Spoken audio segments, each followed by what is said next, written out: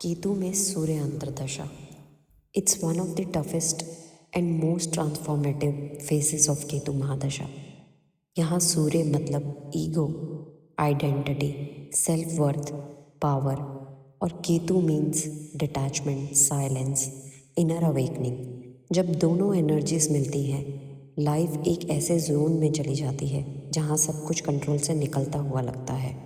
Career, relationships, confidence सब slip करने लगता है और इंसान के अंदर एक ही सवाल जागता है, मैं कौन हूँ अगर ये सब नहीं तो.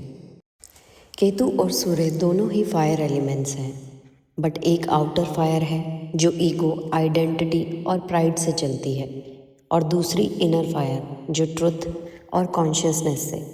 केतु सूर्य अंतर्दशा शुरू होती है जब यूनिवर्स आपको आउटर फायर से इनर फायर की तरफ पुश करता है. इस फेज़ में लाइफ आपको उस सब से डिस्कनेक्ट कर देती है जहां आप अपनी पहचान ढूंढते थे. करियर, पावर, वैलिडेशन, इमेज सब एक एक करके गिरने लगते हैं, और यहीं से शुरू होती है ईगो की डेथ और कॉन्शियसनेस का बर्थ. केतु सूर्य फेज में सबसे कॉमन फीलिंग होती है बर्नआउट. करियर या अचीवमेंट का थ्रिल सडनली ख़त्म सा लगता है. स्पिरिचुअली इसका मीनिंग है आपकी सोल अब आउटर सक्सेस का गेम खेलना छोड़ चुकी है. अब वो सिर्फ अलाइनमेंट चाहती है, not applause. Many people feel lost, but in truth they are being pulled towards their dharma. Healers, writers, teachers, spiritual seekers often awaken during this time. They realize they no longer want to perform, they want to serve. यही वो moment होता है जब सूर्य का light sir से दिल तक shift होता है. When Surya's outer pride burns away, the inner Agni awakens, the fire of clarity. आप साइलेंस में भी ट्रुथ देखने लगते हो, अपने शेडोज समझने लगते हो. Ego, control, superiority and Ketu, in its silent way, starts teaching humility. You stop proving your worth.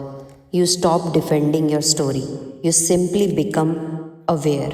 ये अवेयरनेस इल्यूजन्स को डिसॉल्व करती है, और जो बचता है वो होता है pure light, steady, clear, untouched. इस अंतरदशा में अथॉरिटी फिगर्स के साथ क्लैशेस कॉमन होते हैं. बॉस, फादर, हस्बैंड, क्योंकि ये लोग मिरर बन जाते हैं आपके अपने ईगो पैटर्न्स के. आप समझते हो फाइट उनसे है, बट इन रियलिटी फाइट है कंट्रोल छोड़ने से. ये डीप कार्मिक क्लेंजिंग है, स्पेशली फादर लाइन कर्मास या लीडरशिप वुंड्स. आप सीखते हो कैसे लीड करना है कॉन्शियसनेस से, नॉट डोमिनेशन से. कैसे शाइन करना है बिना किसी को ओवरशैडो किए. सूर्य रिप्रेजेंट्स हमारा सेंस ऑफ आई एम. ये हमारा अहंकार है, वो वॉइस जो कहती है I did this, I achieve that, I deserve this. और केतु मोक्ष कारक है, एक लिबरेटर एनर्जी. वो तोड़ता नहीं, वो डिटैच करता है इवैल्यूएशन के लिए. जब सूर्य केतु के इन्फ्लुएंस में आता है, सोल रियलाइजेशन स्टार्ट करती है. मैं सिर्फ रोल नहीं हूँ, मैं सिर्फ नाम नहीं हूँ. जो चीज़ें पहले तुम्हें पावरफुल फील कराती थी वो एक एक करके टूटती हैं, ताकि आप समझो रियल पावर स्पॉटलाइट से नहीं, स्टिलनेस से आती है. और जितना ईगो रेसिस्ट करता है उतना ये फेस पेनफुल लगता है, पर जब सरेंडर होता है आपको समझ आता है ये पनिशमेंट नहीं था, प्यूरिफिकेशन था. At the end of this phase something magical happens. You stop trying to be someone.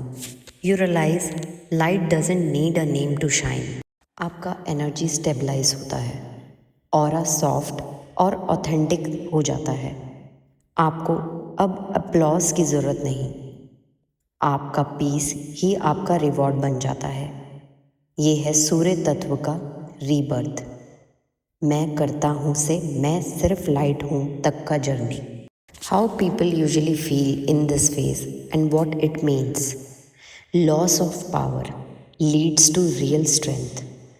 Fall of ego, rise of awareness. Rejection by others, reconnection with self. Career burnout, redirection to purpose, silence, doorway to truth.